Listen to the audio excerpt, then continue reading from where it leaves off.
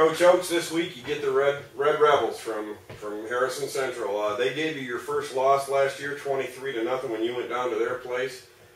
They graduated a lot of players. They got a first-year coach, Shelton Black, a good running back in James Booth. What are you guys doing to get ready for the Red Rebels when they come to town this Friday? Well, I mean, they're not as big as they were last year, and you know it's been on my mind ever since the George County game, the Final Horn Blue. There it is. I mean, these guys, we roll in there 2-0 and get beat 26-0. And that's just kind of on my mind. And Coach Black has been there as an assistant with Coach Cuevas. I think he may have been there the whole time with Coach Cuevas, and may even have been some other places with him. But has done a good job, and he's got those guys ready to play some football. I think the key to this game is we're going to have to stop number 5 in Mr. Booth. I mean, he's a junior running back. We saw him some as a sophomore last year, and Mr. Booth really runs the football hard. He's a physical, hard-nosed back, and we're going to have to tackle him. We may have to game tackle him. It's not going to be a lot different from last week, is it? They're going to run that ball right at you and dare you to stop it. They're going to run the football from what we've seen on film. They're going to just ram it right at us, and we got to be ready for another physical football game. When you guys are on the offense against Harrison Central, much like last week, it was a beautiful thing. You got D gets 126 yards, another 50 through the air, and 2 receivers with more than 100 yards. Sharman McGee and Lee Redeemer each had 100 yards in receiving. And Clint, 2 weeks in a row, he's gone over 350 yards in the air and just about 100 on the ground.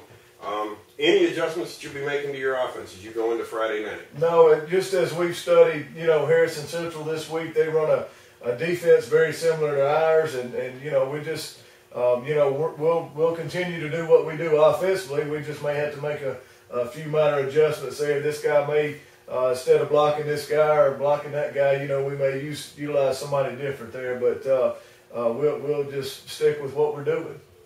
Just hopefully eliminate the turnovers and the penalties. Get rid of the mistakes. Coach, here's what I've noticed for the past 2 games. We talked about it in the first half the other night. I don't think Lee Redeemer had a catch in the first half. But you got so many other guys that can step up when the other team takes something away. You got other guys that have stepped up and done their job for you this year. Terrence James and Sharman McGee both scored touchdowns for you with off passes last week. And that was a big, fourth down. Clint scrambled, came to one side of the field, goes back across the other side of the field. It was a 4th down play, and found Terrence, in the. He faked us out. We thought he was. I about came out of my shoes, turning my head, trying to look out of that booth to see who he was throwing to in the left end of the end zone, and all of a sudden I realized he still got the ball. He's headed back across the field, and he had the patience and the presence of mind to be looking down there and see, and then Terrence James is open and a touchdown. That play was worthy of an NFL highlight reel as far as I'm concerned. How's his confidence, Coach?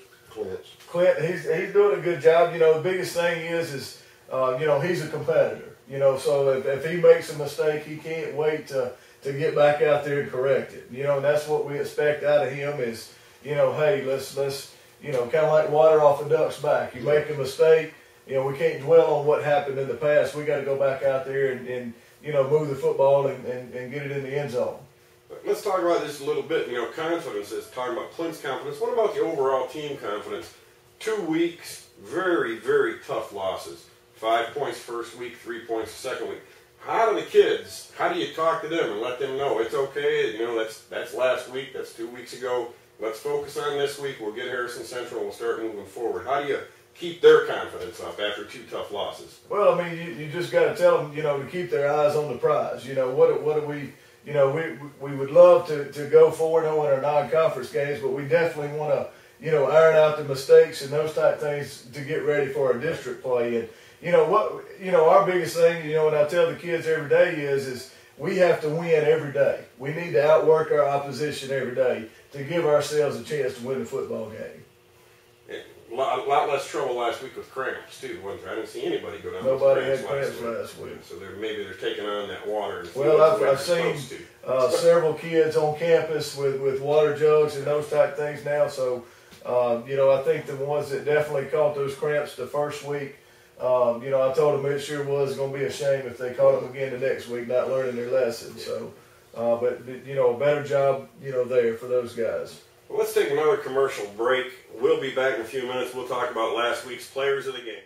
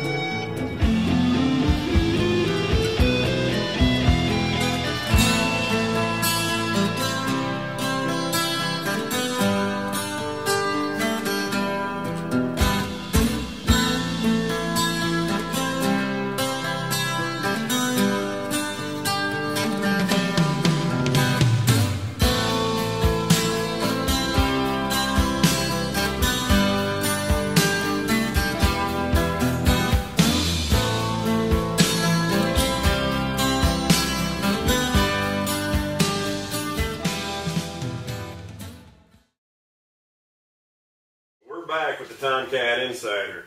Coach Oakes, your Farm Bureau players of the game from last week. You had D. Arrington, and everybody knows D's going to get his. He carries the ball 12 times, 126 yards, 3 receptions for 50 yards, and a touchdown. Talk a little bit about the guy just week in, week out. He's going to be a producer. Well, I mean, that's the thing is, you know, we utilize him as we see fit. You know, we have different personnel groupings that go in the ball game and those type of things. I mean, heck, we started out last week. We had him at wide out, you know, and he catches the very first pass of the game, and I think goes for, you know, 12 or 15 yards. So we utilize him in different situations and in different, you know, personnel packages and those type of things that we see like that we can cash in on. And you know, we'll continue to move him around, and you know, like I said, I really think that's the neat thing about our offense is we have more than D, you know, but he's I can say I'm glad he's on my football team. Yes. But we also want to remember that we utilize him on the defensive side of the ball and on some of our special teams, so you know we can't just beat him down. You know, I mean, I want to be able to utilize him on both sides of the football. That young man is the complete package, isn't he? When it comes to the football field. On special teams, Farm Bureau Player of the Week, Darius Jones for that 75-yard touchdown return. He showed some serious speed when he turned on them jets. Absolutely. I mean, he catches the ball, you know, right there and takes it, I think, 72 yards. Somewhere around in there, I don't know the exact yardage, you know, weaves in and out of a few guys there, cuts it back across the field, and just kind of jump-started our night there, and he was gone. Your defensive player of the game for Farm Bureau, this one was, you know, this one hurts. Cade Amaker, 19 tackles, and last series of the game, Cade vaults a guy on the far sideline. He comes down bad on that left leg, but sounds like the news from the doctors is better than it certainly could have been. Absolutely. I mean, you know, it's an unfortunate thing. You know, we had him still in the ball game, still had a chance to win at that point in time. I mean, it's a third down play, matter of fact, and they wind up getting the first down, and he's, you know, pursuing to the football and winds up hurdling a guy out of bounds and comes down and landed you know, kind of awkwardly on his leg there. But like I said, the outcome, you know, the news we got this week is good. You know, won't be playing Friday night, but should, you know, possibly see him back in action on next Friday. When you take on West Harrison and you travel to their place. That's just frightening. You know, Coach Miller and I saw you walking across the field, wondering where is he going, and once we realized, I thought they was fixing to flag you, Coach. Come back. We didn't see him get hurt. Yeah, that's just that slow stroll across the field. And I thought, what? And then all of a sudden we realized it's Cade down there. I mean, not to take anything whatsoever away from the rest of your defense, but Cade's the man on that Tomcat defense. I mean, you know, the thing about it is, I mean, Cade's had two remarkable weeks. And obviously he'll be missed Friday night, but I mean, heck, the guys had, last week I think 14 or 15 tackles, and then, comes back this week and has 19 tackles. So, we're going to be looking for somebody to step up and play his position this week. And, that's what it's all about. When one guy goes down, your next guy's got to step up and play. And hopefully they'll see it as the opportunity it is and show you what they've got. All right, folks. Friday night, 7:30, A.L. May Memorial Stadium on the campus of Mississippi Gulf Coast Community College. Your Tomcats taking on the Red Rebels of Harrison Central. Coach Miller and I will be there in the booth. We'll be doing a webcast. Visit www.stonecountyenterprise.com. Click on the Team Line link and you can listen to the game. We'll look forward to seeing you there. Until then, God bless.